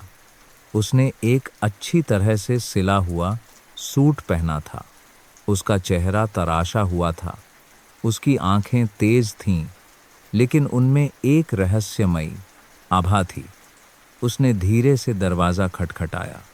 उसकी गहरी गर्म आवाज़ गूंजी, माफ़ कीजिए, क्या मैं मिस प्रिया से मिल सकता हूँ? प्रिया बाहर आई, उसकी आंखों में थोड़ी सतर्कता थी। मैं प्रिया हूँ, आप कौन हैं? उस आदमी ने मुस्कुराकर कहा, लेकिन उस मुस्कान में एक ठंडक थी जिसे समझना मुश्किल था। मैं श्री विक्रम सिंह के परिवार का वकील हूँ। उन्होंने गिरफ्तार होने से पहले मुझे कुछ महत्वपूर्ण दस्तावेजों को संभालने के लिए अधिकृत किया था। शायद आप यह जानना चाहेंगी। प्रिया ने भौहें सिकोड़ लीं, उसका मन संदेह से भर गया। श्री विक्रम के वकील, मुझे लगा कि सब कुछ बहुत पहले ही सुलझ गया था। उन्होंने और क्या छिपाया है? उस आदमी ने मेज पर एक पुराना लकड़ी का बक्सा रखा जो एक जटिल ताले से बंद था। उन्होंने मुझसे यह बक्सा आपको देने के लिए कहा था, लेकिन मुझे आपको चेतावनी देनी होगी। इसके अंदर जो कुछ भी है वह अतीत के बारे में आपके दृष्टिकोण को बदल सकता है। क्या आप इसका सामना करने के लिए तैयार हैं? प्रिया ने बक्से को देखा, उसका दिल तेजी से धड़क रहा था। वह क्या चाहते हैं जो कुछ भी हुआ, उसके बाद भी उन्होंने मुझसे क्या छिपाया है? उसने बक्सा उठाया, उसके हाथ कांप रहे थे जब उसने उसका भारीपन महसूस किया। धन्यवाद, मैं इसे खुद खोलूंगी। वकील फीकी हंसी हंसा। मुझे उम्मीद है कि आप सच का सामना करने के लिए काफ़ी मजबूत हैं। यह कहकर वह मुड़कर चला गया। प्रिया को वहीं खड़ा छोड़ गया। उसका मन हजारों विचारों से भरा था। प्रिया बक्सा अपने दफ्तर में ले आई, उसे मेज पर रखा। वह बैठ गई, उसकी आंखें जटिल ताले को ध्यान से देख रही थीं। उन्होंने यह बक्सा क्यों छिपाया? इसके अंदर ऐसा क्या है जो इतना महत्वपूर्ण है? वह बुदबुदाई, फिर वकील द्वारा दिए गए दस्तावेजों के साथ लगी छोटी चाबी उठाई और धीरे से ताला खोल दिया। बक्सा खुला, जिसमें पुराने दस्तावेज, एक तस्वीर और एक नोटबुक थी। प्रिया ने तस्वीर उठाई और उसकी आंखें आश्चर्य से चौड़ी हो गईं। यह एक पारिवारिक तस्वीर थी जिसमें श्री विक्रम, श्रीमती आशा और उसकी माँ थीं। माँ प्रिया फुसफुसाई, आंसू छलक पड़े। यह तस्वीर तब ली गई थी जब उसकी माँ बहुत छोटी थी। श्रीमती आशा के बगल में खड़ी थी। दोनों खुशी से मुस्कुरा रही थीं। वे सच में बहनें थीं। उसने नोटबुक खोली। हर पन्ने पर श्री विक्रम के शब्द लिखे थे, लेकिन जिस ठंडक की उसने कल्पना की थी, उसके विपरीत ये शब्द पछतावे से भरे थे। प्रिया, अगर तुम इन पंक्तियों को पढ़ रही हो तो शायद मेरे पास तुमसे बात करने का मौका नहीं बचा है। मुझे पता है कि तुम मुझसे नफरत करती हो, तुम्हारे पास ऐसा करने का कारण है, लेकिन मैं चाहता हूं कि तुम जान लो कि मैंने जो कुछ भी किया, चाहे सही हो या गलत, वह सब इस परिवार के प्रति प्रेम से उपजा था। मैं किसी और को नहीं खोना चाहता था। तुम्हारी माँ ही एकमात्र व्यक्ति थी जिसे मैंने कभी अपनी सगी बेटी माना था। जब वह चली गई तो मैं खुद नहीं रहा। प्रिया ने एक एक पन्ना पलटा। उसके दिल में भावनाएं उमड़ पड़ी। उन्होंने सच में मेरी माँ से प्यार किया था। वह फुसफुसाई, आंसू गिरकर शब्दों को धुंधला कर रहे थे। जैसे ही प्रिया सच को समझने लगी, केंद्र से एक फोन आया जिसमें बताया गया कि एक कर्मचारी ने एक अजनबी को दूर से उसे देखते हुए देखा है। उसके दिल में एक बेचैनी का एहसास हुआ। क्या ये रहस्य अभी खत्म नहीं हुए हैं? क्या कोई और इस संपत्ति का फायदा उठाने की कोशिश कर रहा है? प्रिया जानती थी कि उसकी यात्रा अभी रुक नहीं सकती। श्री विक्रम ने जो कुछ भी छोड़ा था, प्रेम और गलतियां दोनों ने एक नया दरवाज़ा खोल दिया था, जहां उसे खोज, सामना और उन चीज़ों की रक्षा करना जारी रखना था जिन पर वह विश्वास करती थी। केंद्र से फ़ोन आने के बाद प्रिया को लगा कि कुछ गड़बड़ है। उसकी अंतरात्मा ने उसे बताया कि बक्से का दिखना और उसके अंदर के रहस्यों ने उन चीज़ों को जगा दिया था जिनकी उसने उम्मीद नहीं की थी। वह उठी, दफ्तर की बालकनी में गई। यहाँ से वह केंद्र के सामने वाली सड़क देख सकती थी। सब कुछ शांत था, लेकिन अब उस शांति में एक अजीब सी बेचैनी थी। फ़ोन की घंटी बजी। प्रिया चौंक गई। मेज पर रखा फ़ोन उठाया। दूसरी तरफ केंद्र का प्रबंधक था। उसकी आवाज़ चिंता से भरी थी। प्रिया मैडम, मैंने अभी एक अजनबी आदमी को केंद्र के गेट के बाहर खड़ा देखा। उसने कुछ नहीं कहा, बस अंदर देखता रहा और फिर चला गया। मुझे थोड़ा शक हुआ, इसलिए मैंने आपको बता दिया। प्रिया ने शांत रहने की कोशिश की, लेकिन उसके मन में लगातार संदेह उठ रहे थे। क्या आप उसे पहचान पाए? वह कैसा दिखता था? लंबा पतला, उसने टोपी पहन रखी थी जो उसका आधा चेहरा ढोंक रही थी। मैंने उसे ठीक से नहीं देखा, लेकिन ऐसा लग रहा था जैसे वह हम पर नज़र रख रहा हो। प्रिया ने फ़ोन कसकर पकड़ लिया। धीमी आवाज़ में कहा, अगर वह फिर से दिखाई दे तो मुझे तुरंत फ़ोन करना और सुनिश्चित करना कि केंद्र में कोई भी अकेला बाहर न जाए, खासकर शाम को। जी, मैं ऐसा ही करूँगा। उस बोर्ड पार्थ केंद्र में रात जब प्रिया अपने छोटे से अपार्टमेंट में लौटी तो उसे दरवाजे के ठीक सामने एक अजीब सा पार्सल मिला। बाहर भेजने वाले का कोई पता नहीं था, बस टेढ़ी मेढ़ी लिखावट में एक पंक्ति थी, बहुत देर होने से पहले रुक जाओ। उसने भौहें सिकोड़ लीं, सावधानी से बक्सा खोला। अंदर आशा की किरण केंद्र की दूर से ली गई एक तस्वीर थी। तस्वीर में वह स्पष्ट रूप से महिलाओं के एक समूह के साथ बात करते हुए खड़ी दिखाई दे रही थी। उसकी रीढ़ में एक ठंडक दौड़ गई। उसने तस्वीर मेज पर रखी। यह कौन कर रहा है? वे क्या चाहते हैं? उसने तुरंत पुलिस को फ़ोन किया, घटना के बारे में बताया, लेकिन जब वे पहुंचे तो उन्हें भी कोई सुराग नहीं मिला। युवा पुलिस अधिकारी ने नोट्स लिए, सहानुभूति भरी नज़रों से उसे देखा। मिस प्रिया, हो सकता है कि यह सिर्फ किसी ऐसे व्यक्ति की ओर से एक मनोवैज्ञानिक धमकी हो जो आपके संपत्ति संभालने से नाखुश हो, लेकिन हम सुरक्षा सुनिश्चित करने के लिए केंद्र के आसपास गश्त बढ़ा देंगे। प्रिया ने धीरे से सिर हिलाया, लेकिन अपने दिल में वह जानती थी कि यह मामला इतना सरल नहीं है। प्रिया अपने दफ्तर में वापस आई। श्री विक्रम की नोटबुक फिर से खोली। आखिरी कुछ पन्नों में नामों और फ़ोन नंबरों की एक लंबी सूची थी। वह हर नाम को देखती गई, लेकिन वे कुछ भी परिचित नहीं लग रहे थे। आखिरी पन्ने पर उसने टेढ़ी मेढ़ी लिखावट में एक पंक्ति देखी, वे कभी भी चुप नहीं बैठेंगे, उन्हें वह छीनने मत देना जो तुम्हारा है। वे कौन है? प्रिया फुसफुसाई। उसने नोटबुक को कसकर पकड़ लिया। ये शब्द एक चेतावनी की तरह थे, लेकिन साथ ही उन्होंने एक बड़ा सवाल ही खड़ा कर दिया। क्या श्री विक्रम संपत्ति को उन लोगों से बचाने की कोशिश कर रहे थे जो इसे हड़पना चाहते थे? उसने फोन उठाया और सूची में पहले नंबर पर फोन किया। एक गहरी खुरदरी पुरुष आवाज आई। कौन है? मैं प्रिया हूं, श्रीमती आशा की पोती और इस संपत्ति की कानूनी उत्तराधिकारी। मैं जानना चाहती हूं कि श्री विक्रम ने ऐसा क्या किया था कि आपका नाम इस सूची में है। दूसरी तरफ कुछ सेकंड के लिए सन्नाटा छा गया, फिर वह आदमी फीकी हंसी हंसा। मुझे लगा था कि तुम आखिरकार पहुंच जाओगी, लेकिन मैं फोन पर बात नहीं करता। अगर तुम सच में जानना चाहती हो तो इस पते पर आ जाओ। उसने जल्दी से एक पता बताया, फिर फोन काट दिया, इससे पहले कि प्रिया कुछ और पूछ पाती। अगली सुबह प्रिया ने दिए गए पते पर जाने का फैसला किया। यह शहर के बाहरी इलाके में एक छोटा सा कैफे था। वह अंदर गई, माहौल अंधेरा और शांत था। कोने में एक बड़ी उम्र का आदमी जिसका चेहरा तराशा हुआ था और जिसने एक पुरानी बेसबॉल टोपी पहन रखी थी, बैठा था। उसने ऊपर देखा, उसकी तेज आंखें उसे परख रही थीं। तुम प्रिया हो, है ना? वह बैठ गई।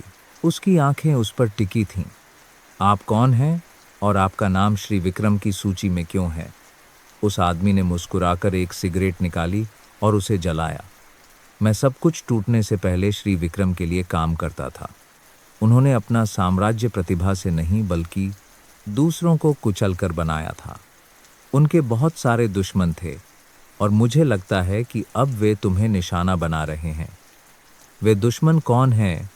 प्रिया ने तनावपूर्ण आवाज में पूछा। उस आदमी ने एक गहरी सांस ली, उसकी आवाज और गंभीर हो गई।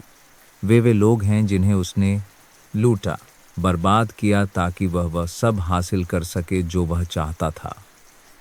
लेकिन अब जब तुम उस संपत्ति को संभाल रही हो तो तुम उनका निशाना बन गई हो। तुम्हें क्या लगता है कि धमकियां क्यों आ रही हैं? प्रिया को लगा जैसे उसके शरीर में खून जम गया हो। आपका मतलब है मैं खतरे में हूं? सिर्फ तुम नहीं, तुम्हारा केंद्र, वे लोग जिन्हें तुम बचाने की कोशिश कर रही हो, सब निशाना बनेंगे अगर तुम सावधानी से काम नहीं करोगी। उस मुलाकात से लौटकर प्रिया ने फैसला किया कि वह अकेले इसका सामना नहीं कर सकती। उसने केंद्र के प्रबंधन दल और पुलिस के साथ एक आपातकालीन बैठक बुलाई ताकि केंद्र में लोगों की सुरक्षा की योजना बनाई जा सके। साथ ही उसने श्री विक्रम की नोटबुक में दी गई सूची की और गहराई से जांच शुरू की, इस उम्मीद में कि वह आने वाले खतरों को रोकने का कोई तरीका ढूंढ सकेगी। लेकिन अपने दिल की गहराई में प्रिया जानती थी कि यह एक कठिन लड़ाई की बस शुरुआत है। अंधेरे में छिपे दुश्मन न केवल उसे बल्कि उन मूल्यों को भी धमकी दे रहे थे जिन्हें वह बचाने की कोशिश कर रही थी। प्रबंधन दल और पुलिस के साथ बैठक के बाद प्रिया ने स्थिति की जटिलता को महसूस किया। आशा की किरण केंद्र अब केवल जरूरतमंद लोगों के लिए एक आश्रय स्थल नहीं था, बल्कि अंधेरे में छिपे लोगों का एक संभावित निशाना भी था। वह अपने दफ्तर की खिड़की के पास खड़ी होकर केंद्र के परिसर को देख रही थी। बच्चे मासूमियत से खेल रहे थे, महिलाएं हंस बोल रही थीं। सब कुछ ऐसा लग रहा था जैसे उन्हें आने वाले तूफान का कोई अंदेशा ही न हो। केंद्र का प्रबंधक अंदर आया, उसका चेहरा चिंता से भरा था। प्रिया मैडम, मुझे अभी एक अजीब पत्र मिला है। यह आज सुबह रिसेप्शन डेस्क पर रखा हुआ था। उसने उसे एक काला लिफाफा दिया। प्रिया ने उसे लिया। उस पर लिखे शब्दों को देखकर उसकी रीढ़ में एक ठंडक दौड़ गई। अतीत को अपने वर्तमान को मारने मत दो। उसने लिफाफा खोला। अंदर एक पुरानी तस्वीर थी जिसमें श्री विक्रम कुछ अन्य लोगों के साथ खड़े थे। वे गंभीर दिख रहे थे। उनकी आंखें रहस्य से भरी थीं। लेकिन जिस चीज़ ने प्रिया का ध्यान सबसे ज़्यादा खींचा वह यह थी कि उनमें से एक वही आदमी था जिससे वह कल कैफ़े में मिली थी। वह पहले से सब कुछ जानता था। प्रिया बुदबुदाई, उसने तस्वीर को कसकर पकड़ लिया। ये लोग कौन हैं और वे मुझसे क्या चाहते हैं? उस रात केंद्र सो गया लेकिन प्रिया को शांति नहीं मिली। वह अपने दफ्तर में बैठकर पुलिस को सौंपने के लिए आवश्यक दस्तावेज व्यवस्थित कर रही थी जब अचानक परिसर के बाहर की रोशनी बंद हो गई। कमरा अंधेरे में डूब गया। क्या हुआ? वह बुदबुदाई खिड़की की ओर बढ़ी। बाहर सब कुछ अजीब तरह से शांत था। उसने जल्दी से प्रबंधक को फ़ोन किया लेकिन किसी ने नहीं उठाया। तभी केंद्र के पीछे से एक जोरदार आवाज़ आई। प्रिया नीचे की ओर भागी। उसका दिल जोर जोर से धड़क रहा था। जब वह पिछले आंगन में पहुंची तो उसने देखा कि एक दरवाज़ा टूटा हुआ है। अजनबी लोग केंद्र के स्टोर रूम में तोड़ फोड़ कर रहे थे। एक ने सिर घुमाया, उसकी आंखें उससे मिलीं, ठंडी और चुनौती भरी। यह कौन है? मालकिन है ना? वह फीकी हंसी हंसा। उसकी आवाज़ उपहास से भरी थी। तुम लोग यहाँ क्या कर रहे हो? केंद्र से तुरंत बाहर निकलो, नहीं तो मैं पुलिस को बुला लूंगी। प्रिया चिल्लाई, शांत रहने की कोशिश करते हुए। वह आदमी उसके पास आया। उसका चेहरा धुंधली रोशनी में दिखाई दे रहा था। बुला लो, तुम बुला लो, लेकिन तुम्हें क्या लगता है कि पुलिस क्या कर लेगी? यह कोई खेल नहीं है छोटी लड़की, यह बड़ों का मामला है और तुमने गलत पक्ष चुना है। इससे पहले कि प्रिया जवाब दे पाती, केंद्र का एक सुरक्षा गार्ड टॉर्च लेकर दौड़ता हुआ आया। कोई है? वहीं रुक जाओ। अजनबी तुरंत भाग गए पीछे, एक अस्त व्यस्त दृश्य छोड़ गए। इस घटना के बाद प्रिया ने स्टोर रूम की जांच की और पाया कि उन लोगों ने न केवल घुसपैठ की थी बल्कि जानबूझकर एक संदेश भी छोड़ा था। दीवार पर लाल रंग से उन्होंने लिखा था, जो तुम्हारा नहीं केवल घुसपैठ की थी है, उसे वापस कर दो। उसने तुरंत पुलिस को बुलाया। जब बल पहुंचा तो उन्होंने पूरे क्षेत्र की तलाशी ली और कोने में कुचला हुआ कागज का टुकड़ा पाया। उस पर वित्तीय जानकारी और श्री विक्रम की संपत्ति से संबंधित एक चार्ट था। ये लोग स्पष्ट रूप से वह वापस लेने की कोशिश कर रहे हैं जो वे सोचते हैं कि उनका है, एक पुलिस अधिकारी ने कहा। लेकिन जिस चीज़ ने प्रिया का ध्यान खींचा वह चार्ट पर एक नाम था, रमेश कुमार। इस नाम ने उसे तहखाने में श्री विक्रम के साथ हुई बातचीत की याद दिला दी। उन्होंने एक बार रमेश नाम के एक व्यक्ति का उल्लेख किया था जिसने अतीत में उन्हें धोखा दिया था। रमेश कुमार कौन है? प्रिया ने शक भरी आवाज में पूछा। पुलिस अधिकारी ने भौहें सिकोड़ लीं, उसका चेहरा गंभीर हो गया। यह व्यक्ति श्री विक्रम का करीबी सहयोगी हुआ करता था, लेकिन एक वित्तीय घोटाले के बाद श्री रमेश बिना कोई निशान छोड़े कंपनी से गायब हो गए। कई लोगों ने अफवाह उड़ाई कि उन्हें श्री विक्रम ने रास्ते से हटा दिया था, लेकिन किसी के पास कोई ठोस सबूत नहीं था। अगर श्री रमेश सच में वापस आ गए हैं तो चीज़ें और भी जटिल हो सकती हैं। यह जानते हुए कि केंद्र और उसमें मौजूद लोगों की सुरक्षा खतरे में है, प्रिया ने फैसला किया कि वह और इंतज़ार नहीं कर सकती। उसने उस अजनबी से संपर्क किया जिससे वह कैफ़े में मिली थी, उससे और जानकारी देने का अनुरोध किया। श्री रमेश प्रिया है आर मौजूद अजनबी से संपर्क किया। वह कहाँ है? प्रिया ने फ़ोन पर पूछा।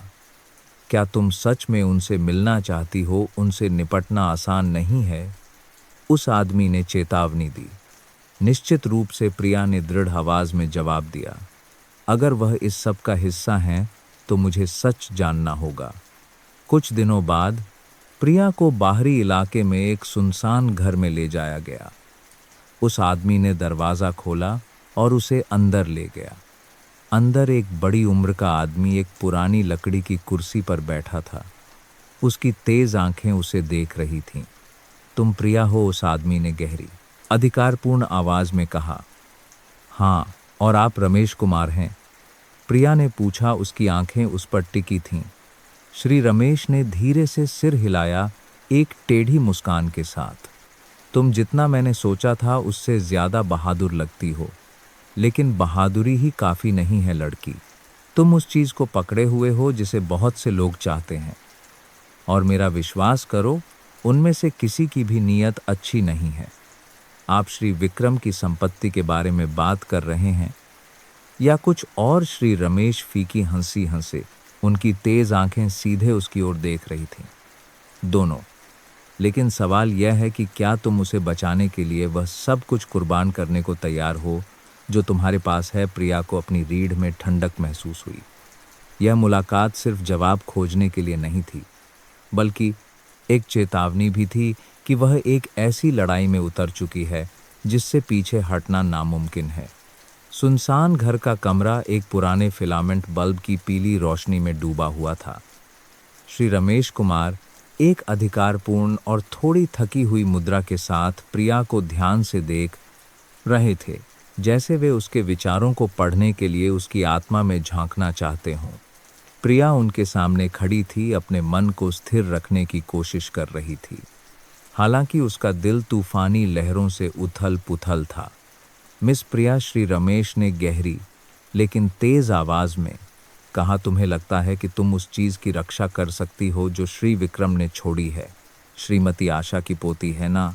एक भोली भाली युवा लड़की एक ऐसी लड़ाई में उतर रही है जिसके बारे में वह कुछ नहीं समझती। मैं भोली नहीं हूं, प्रिया ने दृढ़ नजरों से जवाब दिया। मुझे पता है कि मैं क्या कर रही हूं और मुझे यह क्यों करना है। आप सोच सकते हैं कि मैं कमजोर हूं, लेकिन मैं किसी को भी वह छीनने नहीं दूंगी जो आशा की किरण केंद्र का है, जिन मूल्यों का वह प्रतिनिधित्व करता है। वे आपकी किसी भी व्यक्तिगत महत्वाकांक्षा से बड़े हैं।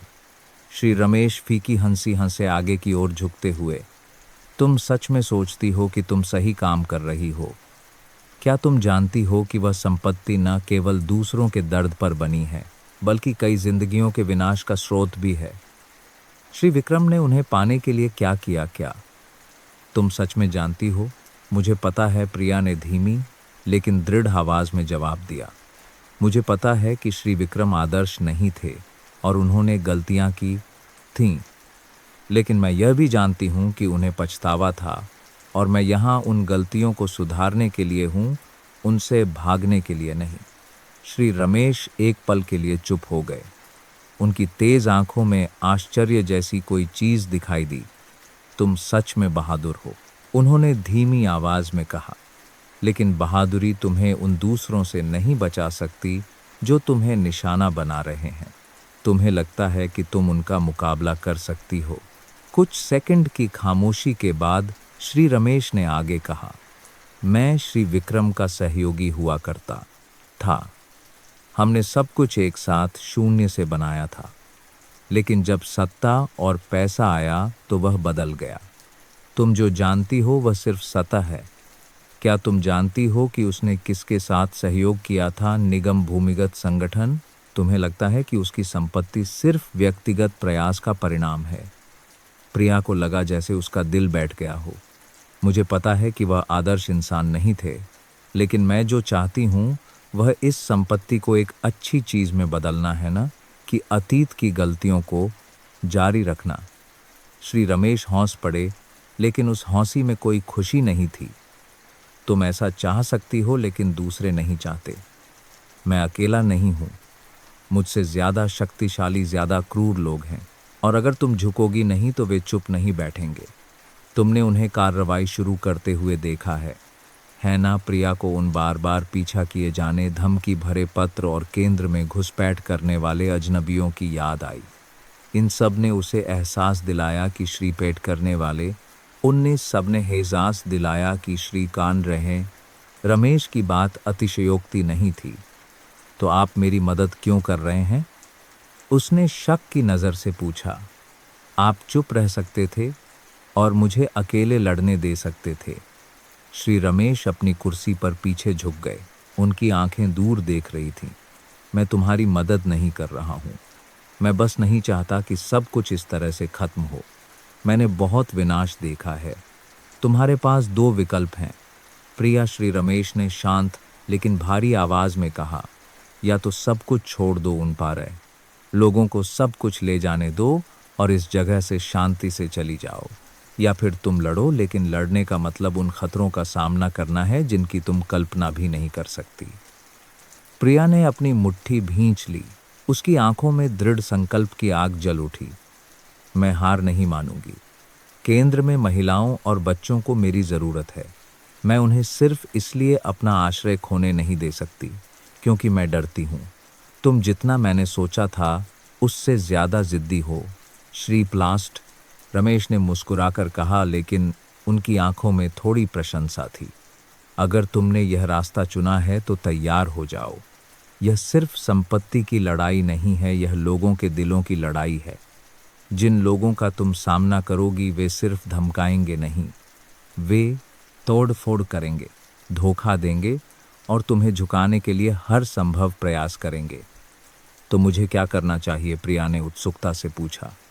तुम्हें सहयोगियों की जरूरत है, श्री रमेश ने तेज नजरों से कहा।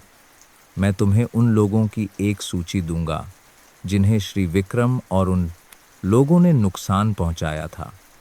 उनमें से कुछ तुम्हारे पक्ष में खड़े हो सकते हैं, लेकिन तुम्हें सावधान रहना होगा। हर कोई भरोसे के लायक नहीं है। उस मुलाकात से लौटकर प्रिया को लगा जैसे वह एक ऐसी लड़ाई में उतर रही है जिसका दुश्मन अदृश्य था, लेकिन दबाव स्पष्ट था। उसने पूरी रात श्री रमेश द्वारा दी गई सूची को देखने में बिताई, हर नाम, उनके पीछे की हर कहानी। कुछ वे लोग थे जिन्हें श्री विक्रम ने हेरफेर किया था, दूसरे नेटवर्क के भीतर छिपे लोगों के शिकार थे। यह सिर्फ मेरी लड़ाई नहीं है, उसने सोचा, यह उन लोगों के मूल्यों की रक्षा करने की लड़ाई है जिन्होंने सब कुछ खो दिया है। प्रिया भारी मन से केंद्र लौटी। उसके दिमाग में भविष्य के बारे में कई सवाल और चिंताएं थीं। मुख्य रास्ते से आती पीली रोशनी उसके चेहरे को धुंधला कर रही थी। वह तुरंत अंदर नहीं गई, बल्कि कुछ देर वहीं खड़ी रही, जैसे तूफान के बीच थोड़ी शांति खोजने की कोशिश कर रही हो। श्री रमेश के शब्द उसके दिमाग में गूंज रहे थे, तुम्हें सहयोगियों की जरूरत है। प्रिया ने एक गहरी सांस ली, अपने बैग में रखे दस्तावेजों के बंडल को कसकर पकड़ लिया, जैसे खुद को याद दिला रही हो कि उसे हारने की इजाजत नहीं है। केंद्र में प्रवेश करते ही वह प्रबंधक से मिली, जो पहले से ही इंतजार कर रहा था। उसका चेहरा तनावपूर्ण था। प्रिया मैडम, अभी एक महिला आपको ढूंढने आई थी। उन्होंने कहा कि उनके पास श्री विक्रम और हमें ट्रैक करने वाले लोगों से संबंधित जानकारी है। प्रिया को लगा कि उसका दिल तेजी से धड़क रहा है। उसकी आंखें सतर्कता से भर गईं। जब उसने पूछा, वह कहाँ है? प्रबंधक ने स्वागत कक्ष की ओर इशारा किया, जहां एक बड़ी उम्र की सादे कपड़ों में एक महिला इंतजार कर रही थी। प्रिया अंदर गई, जांच पड़ताल की नजरों से देखा और फिर धीरे से उनके सामने बैठ गई। महिला ने ऊपर देखा, उसकी आंखें थकी हुई थीं, लेकिन उनमें एक तात्कालिकता छिपी थी। तुम प्रिया हो, आशा की पोती है ना? मैंने तुम्हारे बारे में सुना है। मैं तुम्हें चेतावनी देने आई हूँ। वे तुम्हें और इस केंद्र को नुकसान पहुंचाने की योजना बना रहे हैं। प्रिया ने शांत रहने की कोशिश की, लेकिन उसका दिल तूफानी था। आप कौन हैं? आप यह सब कैसे जानती हैं? महिला ने एक गहरी सांस ली, उसकी आवाज़ कांप रही थी। मैं आशा की दोस्त हुआ करती थी। जब उसने श्री विक्रम से शादी की तो मैंने उसे रोकने की कोशिश की, लेकिन उसने नहीं सुनी। बाद में मैंने उनके लिए भी काम किया और मुझे अच्छी तरह पता है कि उन्होंने अपना साम्राज्य बनाने के लिए किसके साथ सांठ-गांठ की थी। तुम सोचती हो कि तुम श्री विक्रम का सामना कर रही हो, नहीं। असली खतरा वे लोग हैं जो उनके पीछे खड़े हैं। प्रिया ध्यान से सुनती रही। उसके हाथ मेज पर कसकर बौंधे थे। आप किसकी बात कर रही हैं? कृपया और स्पष्ट रूप से बताइए। महिला ने चारों ओर देखा, जैसे डर हो कि कोई सुन लेगा। यह एक संगठन है। वे सिर्फ लालची व्यवसायी नहीं हैं, बल्कि अवैध गतिविधियों में भी शामिल हैं। श्री विक्रम उनके लिए सिर्फ एक मोहरा थे, और अब जब तुमने संपत्ति ले ली है तो वे तुम्हें एक खतरा मानते हैं। वे चाहते हैं कि तुम सब कुछ उनके नियंत्रण में रखो। प्रिया को लगा जैसे उसका पूरा शरीर ठंडा पड़ गया हो। उसे उम्मीद नहीं थी कि मामला इतना जटिल होगा, लेकिन डर को हावी होने देने के बजाय उसने एक गहरी सांस ली। उसकी आंखों में दृढ़ संकल्प चमक उठा। अगर आप उन्हें इतनी अच्छी तरह से जानती हैं, तो क्या आप मेरी मदद कर सकती हैं? मैं नहीं चाहती कि इस केंद्र को खतरा हो, और मैं नहीं चाहती कि यहाँ के लोगों को कोई खतरा हो। महिला धीरे से मुस्कुराई। उसकी आंखों में सहानुभूति थी। मैं मदद कर सकती हूँ, लेकिन इससे मैं खतरे में पड़ जाऊंगी। अगर तुम लड़ना चाहती हो तो तुम्हें पर्याप्त ताकत जुटानी होगी। श्री रमेश की सूची में लोगों को ढूंढो, वे तुम्हारे सबसे अच्छे सहयोगी हो सकते हैं, लेकिन याद रखना उनमें से कोई भी पूरी तरह से भरोसे के लायक नहीं है। यह मत भूलो कि श्री रमेश खुद भी इस खेल का हिस्सा थे। प्रिया ने महिला को धन्यवाद दिया, उसकी बातों को अपनी नोटबुक में लिख लिया।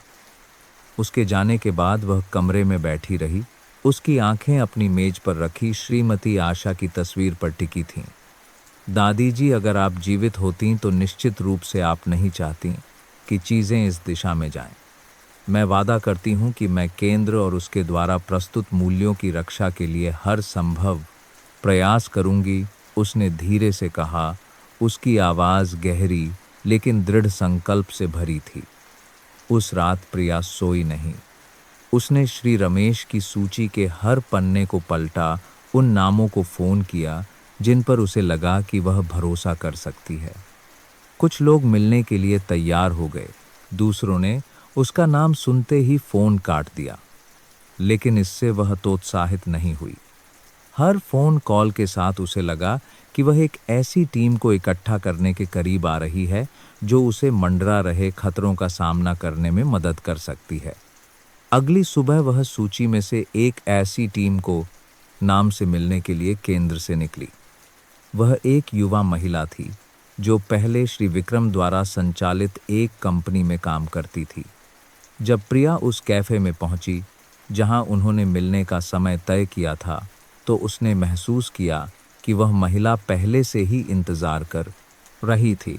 उसकी आंखें थकान से भरी थीं, लेकिन उनमें उम्मीद भी चमक रही थी। तुम प्रिया हो, है ना? महिला ने उठकर उससे हाथ मिलाया। मैं मीरा हूँ। मैंने तुम्हारे बारे में सुना है। मैंने सोचा था कि मैं कभी भी श्री विक्रम से कोई वास्ता नहीं रखना चाहूँगी, लेकिन अगर तुम सच में सब कुछ बदलना चाहती हो तो मैं मदद करने को तैयार हूँ। प्रिया को लगा जैसे अंधेरे के बीच एक प्रकाश की किरण चमक उठी हो। धन्यवाद मीरा। मुझे केंद्र की रक्षा के लिए हर संभव मदद की ज़रूरत है, लेकिन सबसे पहले मुझे यह जानना है कि तुम उस संगठन के बारे में क्या जानती हो जिससे श्री विक्रम जुड़े हुए थे। मीरा बैठ गई। उसकी आंखों में थोड़ी चिंता थी। वे सिर्फ व्यवसायी नहीं हैं, वे पर्दे के पीछे से सब कुछ नियंत्रित करते हैं, वित्त, राजनीति और वे चीज़ें जिनकी तुम कल्पना भी नहीं कर सकती। वे अपने हितों की रक्षा के लिए कुछ भी कर सकते हैं, लेकिन मैं यह भी जानती हूँ कि उस संगठन में कुछ लोग उनके तरीकों से सहमत नहीं हैं। अगर हम इन लोगों को ढूंढ सकें तो शायद हमारे पास एक मौका होगा। बातचीत पूरी सुबह चली, और जब वह कैफ़े से निकली तो प्रिया जानती थी कि वह एक ऐसी लड़ाई में उतर चुकी है जहां हर कदम जीवन या मृत्यु का हो सकता है, लेकिन उसने खुद को रुकने नहीं दिया। मीरा और दूसरों की मदद से उसे विश्वास था कि वह कर सकती है जिसका सामना करने की हिम्मत श्री विक्रम ने भी नहीं की थी, सीधे अंधेरे का सामना करना। प्रिया की लड़ाई अब पहले से कहीं ज़्यादा तनावपूर्ण हो गई थी।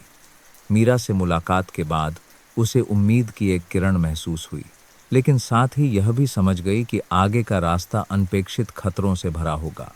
केंद्र लौटकर प्रिया ने तुरंत अपने मुख्य कर्मचारियों की एक बैठक बुलाई। छोटे से बैठक कक्ष में पीली रोशनी सभी के तनावपूर्ण चेहरों पर पड़ रही थी। प्रिया ने धीमी लेकिन दृढ़ आवाज में बैठक शुरू की।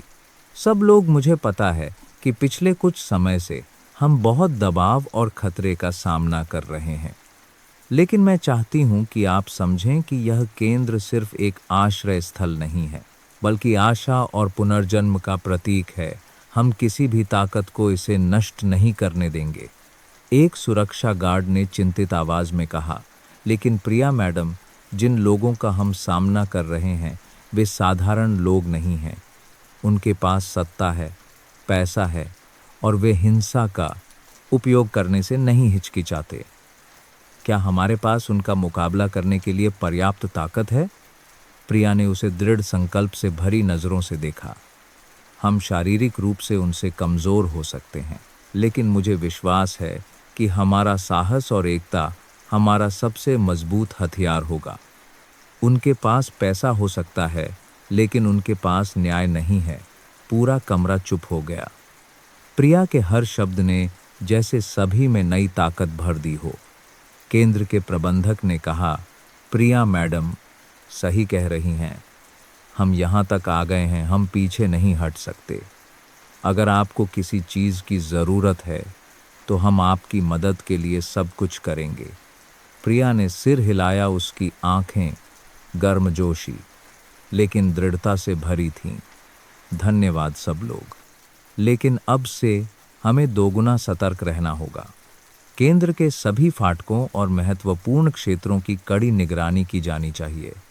मैं पुलिस से अतिरिक्त गश्ती दल के लिए संपर्क करूंगी।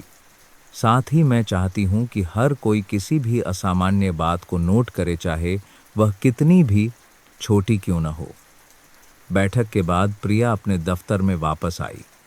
उसने अपनी नोटबुक खोली, उन नामों की सूची बनाई जिनसे उसने संपर्क किया था और जिनसे वह मिलने की योजना बना रही थी।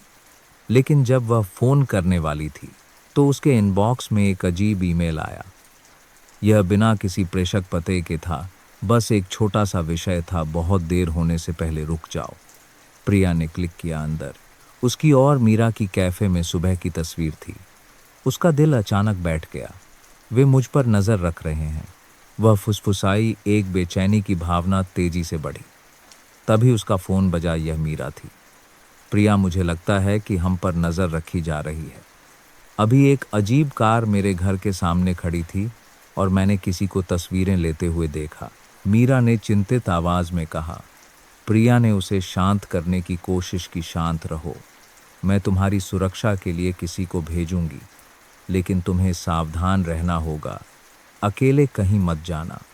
फोन रखने के बाद प्रिया को लगा कि उसका दिल और भारी हो गया है। वह जानती थी कि उसके हर कदम पर नजर रखी जा रही है और अंधेरे में छिपे दुश्मन कार्रवाई करने की तैयारी कर रहे हैं। लेकिन डरने के बजाय उसे अपने अंदर एक नई ऊर्जा का संचार महसूस हुआ। अगर वे खेलना चाहते हैं तो मैं भागूंगी नहीं, मैं लड़ूंगी, उसने खुद से कहा। उसकी आंखों में दृढ़ संकल्प की आग जल उठी। अगले दिन प्रिया ने लंबी लड़ाई की तैयारी के लिए पहले कदम उठाने शुरू कर दिए।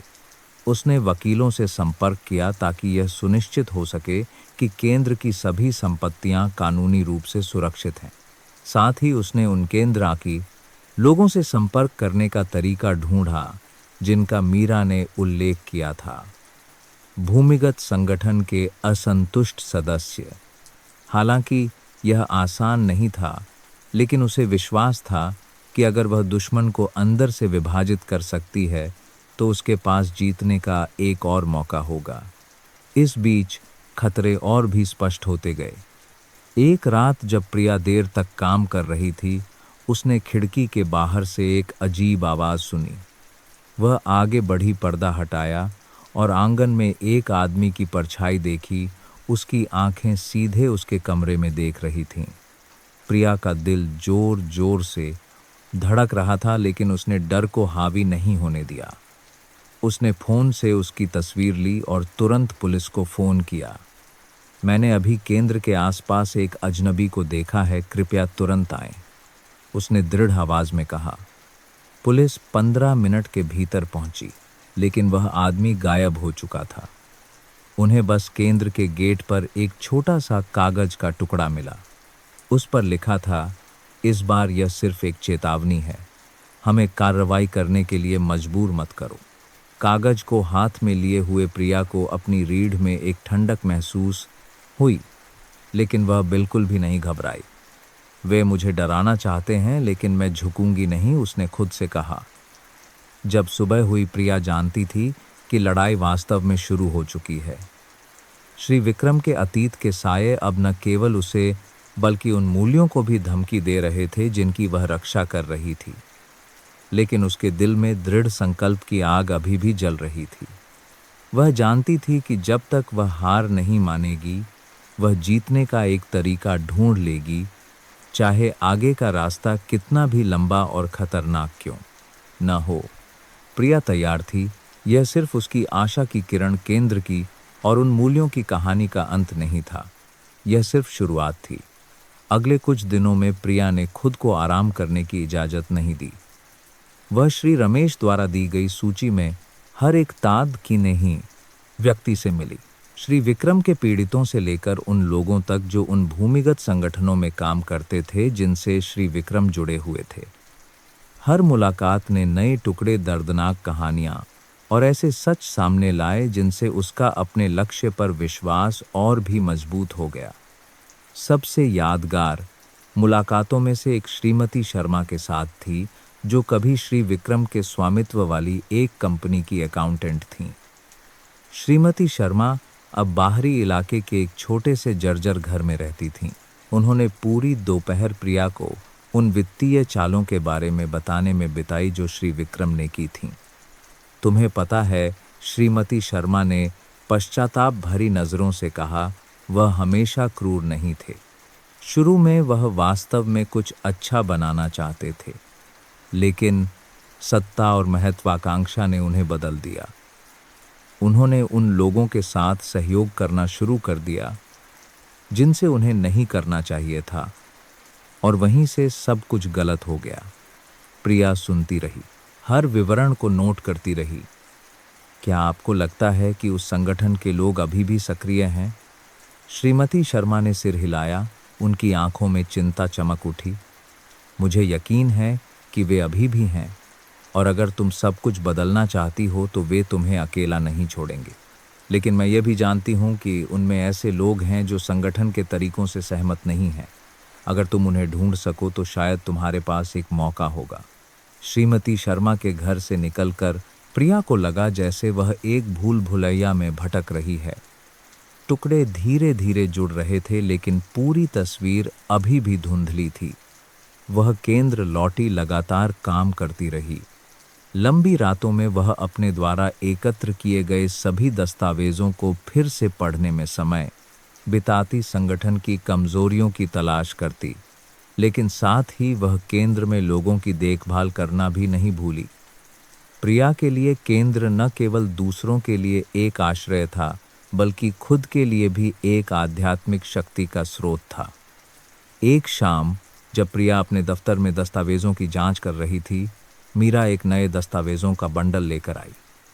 मुझे श्री विक्रम द्वारा उस संगठन के साथ किए गए कुछ वित्तीय लेन देन के बारे में कुछ जानकारी मिली है। मीरा ने दस्तावेजों का बंडल मेज पर रखते हुए कहा, ये लेन देन एक गुप्त निवेश कोष से संबंधित हैं। अगर हम इसका पता लगा सकें तो शायद हम वर्तमान प्रमुख को ढूंढ लेंगे। प्रिया ने दस्तावेजों का बंडल खोला।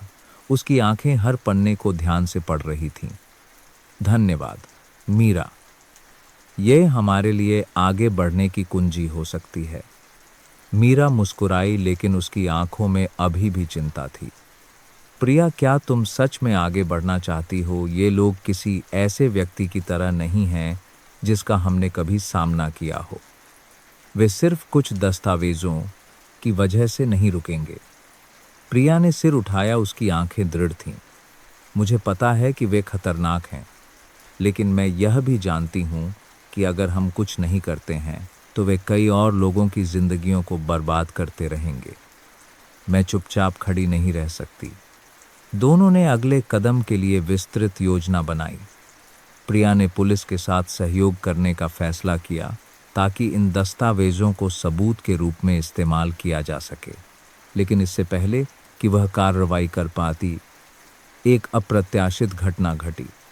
उस रात केंद्र के भंडारण क्षेत्र के एक हिस्से में आग लग गई। आग तेजी से फैली और हालांकि सुरक्षा दल और अग्निशामकों ने इसे बुझाने की पूरी कोशिश की, कई महत्वपूर्ण दस्तावेज जलकर खाक हो गए। जब आग पर काबू पा लिया गया, प्रिया खंडहरों के बीच खड़ी थी। उसका दिल दर्द से भर गया था। वह जानती थी कि यह कोई दुर्घटना नहीं थी। संगठन के पीछे के लोगों ने कार्रवाई शुरू कर दी थी और वे उसे नष्ट करने के लिए किसी भी तरीके का उपयोग करने से नहीं हिचकिचाते थे। लेकिन हार मानने के बजाय प्रिया को अपने अंदर एक और आग जलती हुई महसूस हुई, दृढ़ संकल्प और न्याय की आग। अगर वे सोचते हैं कि वे मुझे हार मानने पर मजबूर कर सकते हैं, तो वे गलत हैं, वह फुसफुसाई। उसकी आंखें दृढ़ता से चमक उठीं। अगले दिन प्रिया ने अपनी टीम के साथ एक आपातकालीन बैठक बुलाई। हम पर हमला हुआ है और यह सिर्फ शुरुआत है, उसने दृढ़ आवाज में कहा। लेकिन हम पीछे नहीं हटेंगे। सुरक्षा बढ़ाओ, सभी महत्वपूर्ण दस्तावेजों को डिजिटल प्लेटफॉर्म पर संग्रहीत करो और किसी भी स्थिति के लिए हमेशा तैयार रहो। लड़ाई अब सिर्फ केंद्र की रक्षा करने के बारे में नहीं थी, बल्कि उन मूल्यों की रक्षा करने के बारे में भी थी जिनके लिए प्रिया खड़ी थी। वह जानती थी कि आगे का रास्ता कांटों से भरा होगा, लेकिन वह यह भी जानती थी कि वह अकेली नहीं है। मीरा, केंद्र की टीम और उन सहयोगियों के समर्थन से जिन्हें वह बनाने की कोशिश कर रही थी, प्रिया अंधेरे का सामना करने के लिए तैयार थी। और चाहे चीजें कितनी भी खतरनाक क्यों न हो जाएं, उसे विश्वास था कि अंत में प्रकाश की जीत होगी। यह सिर्फ उसकी लड़ाई नहीं थी, बल्कि उन सभी लोगों की लड़ाई थी जिन्हें चोट पहुंची थी, जिन्हें भुला दिया गया था और जो अंधेरे में आशा की एक किरण की तलाश में थे। प्रिया अपनी लड़ाई के अंतिम मोड़ पर खड़ी थी।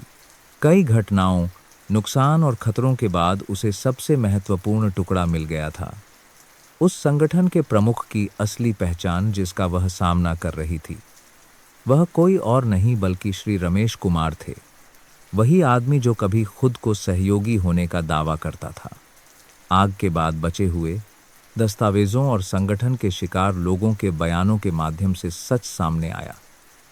श्री रमेश ने प्रिया के विश्वास का फायदा उठाया था ताकि वह उन दस्तावेजों तक पहुंच सकें जो उसने एकत्र किए थे, ताकि वह खुद से जुड़े सभी निशान मिटा सकें। प्रिया ने एक अंतिम मुलाकात में श्री रमेश का सामना किया। उसने एक शांत कैफे चुना जहां हर कोई खिड़की से बाहर देख रहा था और कोई भी उनकी बातचीत नहीं सुन सकता था। श्री रमेश अपने सुरुचिपूर्ण रूप और ठंडी आंखों के साथ दिखाई दिए। तुम क्या चाहती हो? उन्होंने शांत लेकिन सतर्क आवाज में पूछा। मैं चाहती हूं कि आप स्वीकार करें, प्रिया ने दृढ़ नजरों से कहा। स्वीकार करें कि आप ही उन सभी घटनाओं के पीछे हैं, श्री विक्रम को हेरफेर करने से लेकर मेरे केंद्र को नष्ट करने तक। यह खुद को बचाने का आपका एकमात्र मौका है। श्री रमेश हौंस पड़े एक फीकी लेकिन व्यंग्यात्मक मुस्कान के साथ। तुम सोचती हो कि तुम्हारे पास मुझे स्वीकार करने के लिए मजबूर करने की पर्याप्त ताकत है। तुम सिर्फ कुछ बेकार दस्तावेजों वाली एक युवा लड़की हो, लेकिन आप गलत हैं, प्रिया ने कहा। उसकी आवाज़ गहरी हो गई। मेरे पास सिर्फ दस्तावेज नहीं हैं, मेरे पास गवाह हैं, वे लोग जिन्होंने आपके लिए काम किया, जिन्हें आपने धोखा दिया। और सबसे बढ़कर मेरे पास न्याय है। आप जो करते हैं वह कभी स्वीकार नहीं किया जाएगा। आप भागते रह सकते हैं, लेकिन मैं गारंटी देती हूं कि आपके लिए कोई भी जगह सुरक्षित नहीं होगी। माहौल भारी हो गया। श्री रमेश कुछ सेकंड के लिए चुप रहे। उनकी आंखों में थोड़ा पछतावा था, लेकिन जल्द ही उसकी जगह ठंडक ने ले ली। तुम जितना मैंने सोचा था उससे बेहतर हो प्रिया, लेकिन तुम नहीं समझती, यह दुनिया तुम्हारे तर्क के अनुसार काम नहीं करती। जो मजबूत है वह जीतेगा और जो कमज़ोर है उसे कुचल दिया जाएगा। तो हम देखेंगे कि वास्तव में कौन मजबूत है, प्रिया ने उठते हुए जवाब दिया। यह मेरी आखिरी चेतावनी है श्री रमेश। सब कुछ नियंत्रण से बाहर होने से पहले अपनी जिम्मेदारी खुद लें। अगले दिन प्रिया ने पुलिस के साथ मिलकर एक बड़ी छापेमारी की, उन दस्तावेजों और सबूतों का उपयोग करते हुए जो उसने एकत्र किए थे। श्री रमेश संगठन के कई अन्य सदस्यों के साथ एक गोदाम में गिरफ्तार किए गए जहां वे एक गुप्त सौदा कर रहे थे। सबूतों और संगठन के शिकार लोगों के बयानों के दबाव में श्री रमेश को कई अपराधों में अपनी भूमिका स्वीकार करने के लिए मजबूर होना पड़ा। जब सब कुछ शांत हो गया, प्रिया आशा की किरण केंद्र में लौट आई। वह बालकनी पर खड़ी होकर आंगन में खेलते बच्चों बातें करती और हंसती महिलाओं को देख रही थी। हालांकि कुछ भी आसान नहीं था। वह जानती थी कि वह जीत गई है, न केवल दुष्टों पर एक जीत बल्कि डर और अन्याय पर भी एक जीत। उसने सिर उठाकर नीले आकाश को देखा। उसके होठों पर एक कोमल मुस्कान खिल उठी। दादी जी, मैंने यह कर दिखाया। वह फुसफुसाई जैसे श्रीमती आशा से कह रही हो, जिन्होंने उसे लड़ने के लिए प्रेरित किया था। जब सूर्यास्त ने आशा की किरण केंद्र पर एक कोमल सुनहरा रंग बिखेरा, प्रिया आंगन में एक लकड़ी की बेंच पर चुपचाप बैठी थी।